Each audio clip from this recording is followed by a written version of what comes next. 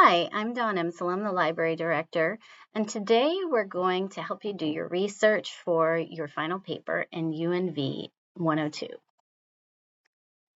So what are we going to do today? We're going to work on some skills that should be helpful not only for this paper, but for all of your research at Salve. There's some concepts that may make things go smoother. And some of those items will include how to create a research strategy, how to identify which search tools may be best for this paper. We're going to actually find sources for your paper through an online activity, which you'll complete after watching this video.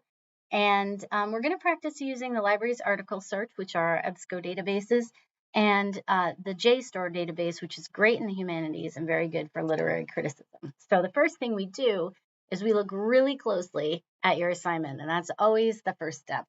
So Dr. Delamotte in this assignment wants you to use at least 2 of the novels you read this semester, and you're going to find at least 3 scholarly sources. And he gives you some options for subject matter, for topics, but you can also choose your own. But you can read the assignment description. So if we're constructing a research strategy, one way is to ask yourself 4 questions so you get your mind straight on what you're looking for. First is, what information is required? What types of sources are required? Do you need data sets? Do you need professional literature where people talk about like the practical things that actually happen? Or in this case, we're in the field of literary criticism, we're looking for scholarly and not popular, so scholars' thoughts on the authors and novels that you're researching. What search tool? So there's a bunch of different search tools the library has. For these, we're focusing on the 2 we just discussed. And what search words will get you to the articles you need? And sometimes the ones that you just come to your head right away are not the ones that end up being the most effective. So we'll talk about how to find other words. So what information is required?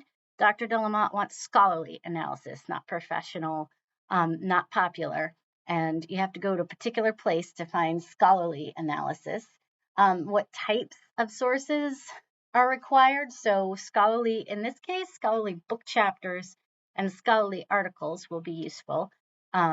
There's lots of other types of information depending on what field you're in. In literary criticism, these are the 2 places that you find scholarly thinking about your topic. And just to kind of get you straight, if you are not aware what scholarly articles have, their subject matter tends to be super narrow. So if you're looking for a more of an overview on a topic books are usually a better bet. Books, encyclopedias, that kind of thing. Scholarly articles, if you haven't really narrowed your topic, can be overwhelming because the authors tend to get really focused on one specific aspect of the topic. And there can be a lot of writing on many different ways of interpreting that topic. The audience is other scholars. So you'll find that the language is for scholars. So it may be very assuming a level of knowledge that you may not have yet, and that's fine. It's hard to read these articles, and so you should give yourself some time and maybe be ready to Google the meanings of words and things, because it's complex, but it's excellent information and can really open the door to some really high level thinking about the topics. What search tools are going to help us find it? We talked about the databases. And just to get your mind straight on what we mean when we say databases, library databases in general are collections of data that's organized in ways so that you can find it more easily. Library databases are collections of journals and journal articles that are described in ways where you can find them and also kind of use methods to narrow down what you're looking at, so you can find exactly what you want. And our scholarly journals always have references or citations where the author says, I read these other authors to help me get the evidence I needed to come to my conclusions. And sometimes those references could be good sources as well. So you always look in the bibliography and find your articles there. And all of these have undergone a process of peer review, where other authors read the article before it was published and told and gave their comments back to the journal that relate it to the author, so the author of the article could make changes and make their article better quality. So when we're thinking about what search words to use, sometimes the words we use don't bring back a lot of results. And a lot of times people think, oh, that means there's nothing out there on my topic. But that's rarely the case.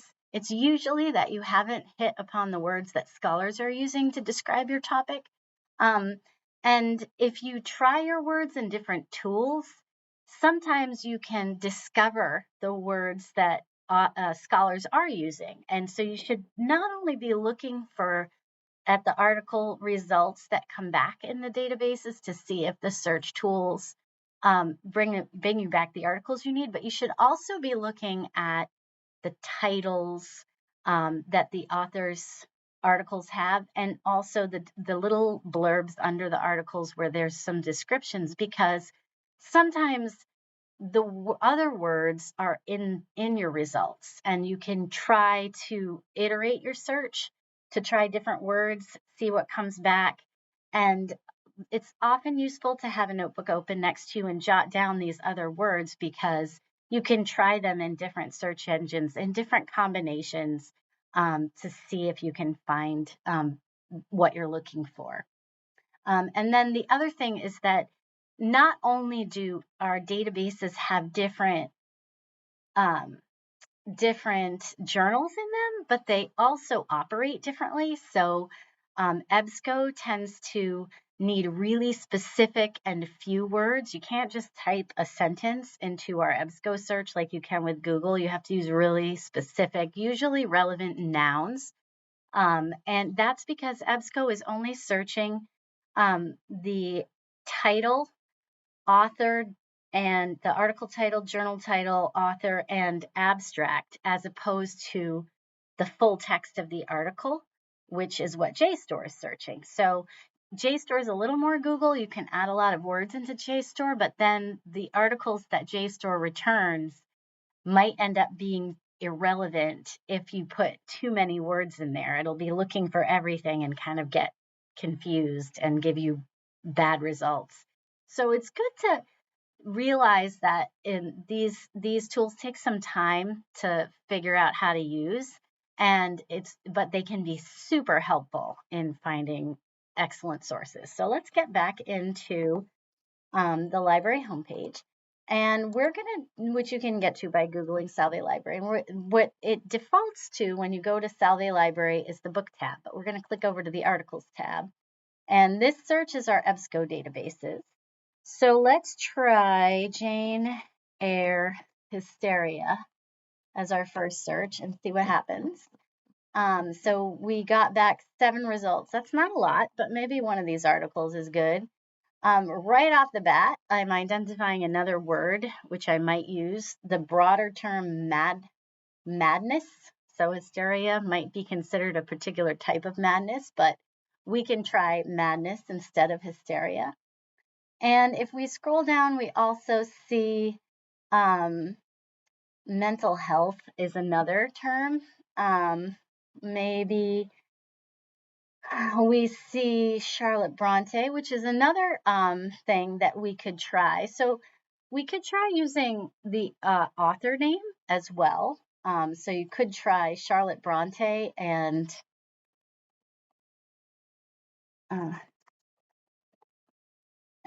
hysteria to see what comes back. Now we have 19, and it may not be the works you need, but you could sort of see how the author dealt with hysteria in other books as well.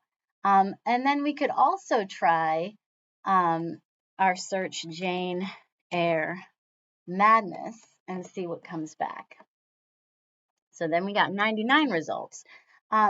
So let's say, first of all, if you were really interested in this first article, you could click on Find Full Text, Request this item. This means that the PDF, which if it's there, it'll be right under the article, isn't in the EBSCO database, but it can check to see if it's in any of the library's other databases. So we click on that and it goes out and it looks and it says we are unable to find anything. So no problem. You just click on Request to Interlibrary Loan if you really want this article, and it'll go out and fill out a form with everything you need, and you'll be logged in, so it'll fill all that out too.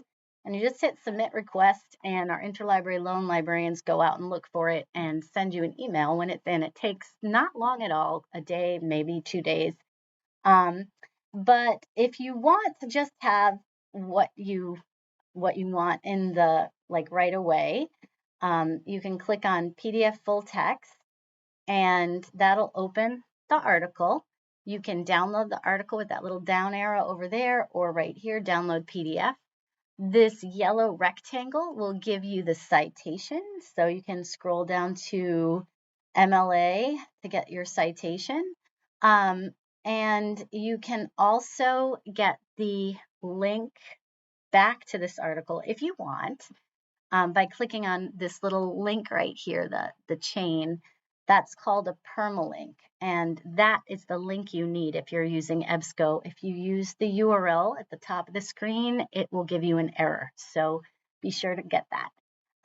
So that is, in a nutshell, how to use EBSCO. If we go back to the library homepage, we're still in the Articles tab. We click on JSTOR. We can do our search again. We could try, let's see how it looks differently. If we do Jane Eyre, hysteria, and JSTOR,